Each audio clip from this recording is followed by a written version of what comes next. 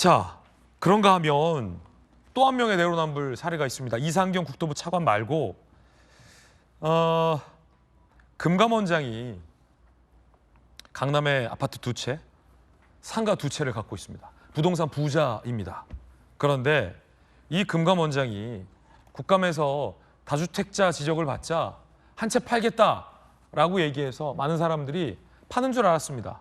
정리한다라고 해서. 근데 알고 봤더니 자녀에게 물려준다라고 얘기를 해서 논란이 일고 있는데요. 더 논란은 이분이 참여연대 시절에 다주택 보유를 헌법에 금지 조항으로 넣겠다라고 발언을 했던 분이라는 겁니다. 그때는 헌법에 다주택을 금지하겠다더니 본인은 주택 2개, 상가 2채까지 갖고 있습니다. 토지 공개념이 아닌 주택 공개념을 여기다 넣는 건데, 실거주 수요자가 소유라는 걸 원칙으로 하고 다주택 보유자에 대해서는 사실은 성격 같아서는 금지 조항을 넣고 싶은데, 헌법에 다주택 금지하겠다 시민단체에서 강의할 땐 그러더니 집 2채에 상가 2채. 최영주 변호사님 어떻게 된 겁니까? 이거 뭐 그때와 많이 달라진 겁니까? 그런데 제가 봤을 때 조금 더 심각하다고 생각하는 게, 그런데 왜 그러냐면 이찬진 원장이 이재명 대통령하고 사법연수원 동기예요. 아, 이분도 가까운 분이에요? 사법연수원 동기고 그다음에 노동법 연구에 뭐 같이 하고 굉장히 가까운 분인데, 그런데 이재명 대통령도 시험 일찍 붙으셨지만은 이찬진 그 원장은 재학 중에 시험 합격했어요. 그러니까 본인이 원하면 판사 검사 다 할 수 있었는데 그럼에도 불구하고 변호사 시작했는데, 왜 변호사를 시작했는가? 제가 옛날에 저분 인터뷰한 거 읽어봤는데 네. 어린 시절에 삶의 부침이 있었대요.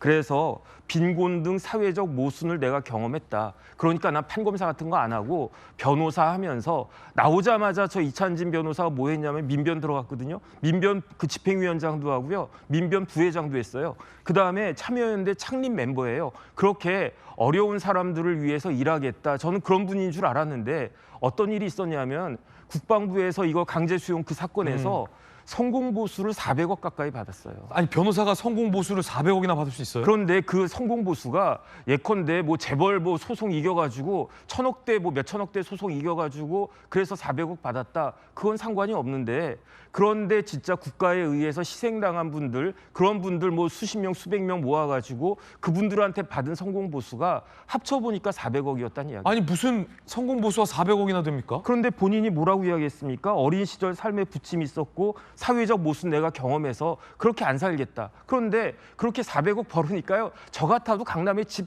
뭐 여러 채 샀을 것 같아요. 뭐 그러니까 지금 보니까 저 이찬진 원장님 강남에 아파트 2개 사고요. 그다음에 여기저기 뭐 상가도 여러 개 사고 그랬다는 거 아니었겠습니까? 아니, 그러면 아까 강의 들었잖아요. 2017년에 헌법에 다주택 금지하고 싶다. 나는 사도 되지만 너희들은 못 사게 헌법에 맞겠다, 뭐 이런 겁니까? 그건 뭐 제가 그 마음속까지는 잘 모르겠으니까.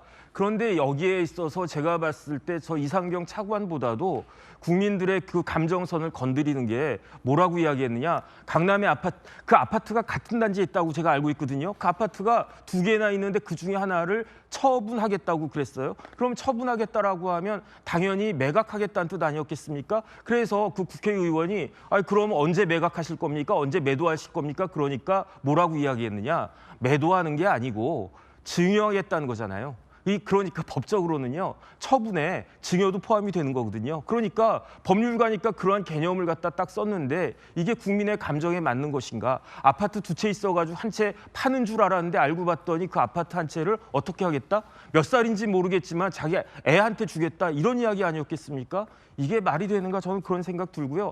어떻게 어린 시절에 삶의 부침이 있어가지고 이런 것들을 해결하려고 노력하겠다라고 변호사하겠다라고 하셨던 분이 이제 와가지고 수백억 자산가가 되니까 우리 애들은 편하게 강남 아파트 그냥 하나 그냥 줍줍해가지고 줘야 되겠다, 이렇게 말씀할 수 있는 것인가?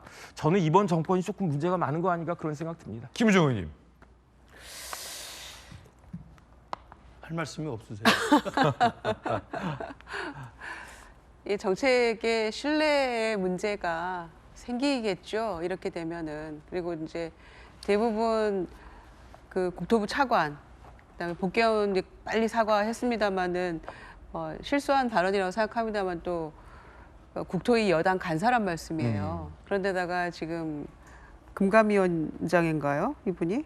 그러니까 저런 얘기들이 자꾸 이제 국민들을 허탈하게 만드는 발언들이에요. 그러네요. 그래서 이 부동산 정책의 이제 신뢰성까지 흔들리게 만드는 그런 걸로 귀결되지 않나 싶어서 좀 걱정이 되는데요.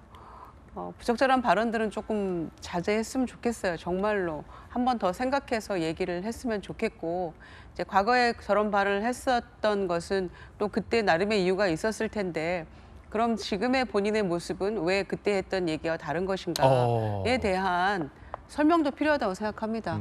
생각이 바뀐 것인지, 아니면 성공보수를 그 사이 많이 받아서 뭐 상황이 달라진 것인지 좀 설명도 필요할 것 같은데, 하여튼 정책 위반자들의 이런 모습들이 자꾸만 그렇지 않아도 힘든데, 또 이 정책이 일단 일시적으로 초강수로 지금 이제 투기 수요를 억제하고 한다고는 합니다만, 또 이게 정책이 다가 아니잖아요. 앞으로 더 대책이 나와야 되는 거기 때문에, 그래서 이 주요 정책 결정자들의 말 한마디가 굉장히 중요한데 좀 더 세심한 주의가 필요하다라는 생각입니다. 이 논란, 이 진보 진영 정치인의 위선 민낯 논란으로 또 이어지고 있는데 김무식 교수님 어떻게 보십니까?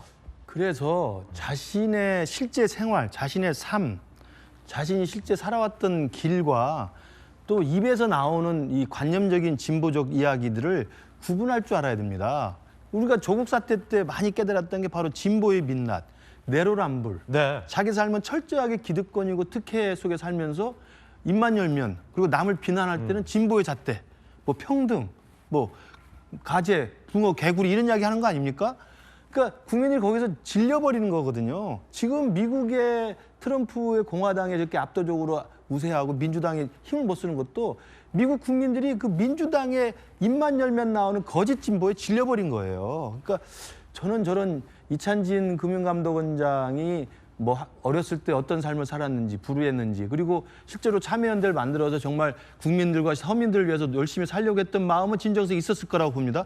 그러나 그 뒤에 성공보수 400억 받고 강남에 살게 되고 부를 누리게 되면 자기 삶은 이제 기득권이 됐잖아요. 네. 그럼 기득권에 맞는, 기득권 입장에서 얼마나 죄송스러운 마음으로 살아야 되는지를 알고 이야기를 해야 되는데, 자기는 기득권화돼서 있으면서도 강의 가서는 여전히 입을 열면 헌법에 다주택을 금지하고 싶다는 이야기를 하지 않습니까?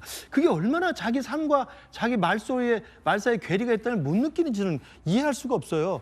그리고 지금 그렇기 때문에 이 부동산 정책을 책임진 사람 중에 하나입니다. 국토부 차관도 마찬가지고 대통령실도 마찬가지고, 저분이 금감원장이라는 게 지금 부동산 대출 규제와 이 자본의 흐름을 지금 하는 거기 때문에 굉장히 중요한 정책 위반자인데, 저분이 저렇게 내로남불을 지금 하고 있는 것이고, 이게 옛날부터 있었던 일이에요. 문재인 정부 때도 그 정부 정책으로 2주택은 막겠다, 공직자들 막겠다고 하니까 그때 어떤 일이 벌어졌습니까? 민정수석했던 분들은 저 주택 팔기 싫으니까 그만둘래요. 직을 버렸어요. 직을 버렸다. 주택을 버리려니까 직을 버렸습니다. 집을 버리지 않고 직을 버렸다. 네, 그 정도로 똘똘한 한 채가 중요하다는 것을 그분들도 아는데, 서민들한테는 이거 못하게 할 테니까 너희들 살려면 좀 늦게 살아, 이렇게 대출 규제 막고 있으니 얼마나 국민들이 분통 터집니까? 그리고 그때도 어떻게 했습니까? 노영민 당시 비서실장도 두 채 있다니까 청주거 팔고 강남거 지켰죠. 다 그렇게 하는 거거든요. 우리 김병기 원내대표 송파 그대로 놔두고 동작에는 전세 가서 하는 거 아닙니까? 우리 돌직구쇼 멤버인 그 홍익표 원내대표만 그렇습니다. 예. 서초집 팔고. 성동 가서도 못 사고. 그러니까요. 어제 제가 보고 저도 홍익표 원내대표가 참 깔끔하게 살았다 생각이 들었는데, 그렇게 하거든요. 그러니까 그런 사람들이면 저런 말을 입에 올리면 안 돼요. 자기는 삶을 그렇게 살면서 왜 다주택 금지를 헌법에 넣고 싶다고 입만 떠들고 있습니까? 국민들이 신뢰하지 않는 사람들이고, 그렇기 때문에 저분들이 내놓는 정책은 국민들이 더 이상 신뢰하지 않게 된다. 저는 정말 이 이재명 정부와 가까운 이재명 정부 들어와서 인사로 지금 취임해서 하고 있는 분들이 저런 분들이 대다수로 간다면 큰일 났다고 생각이 듭니다. 예.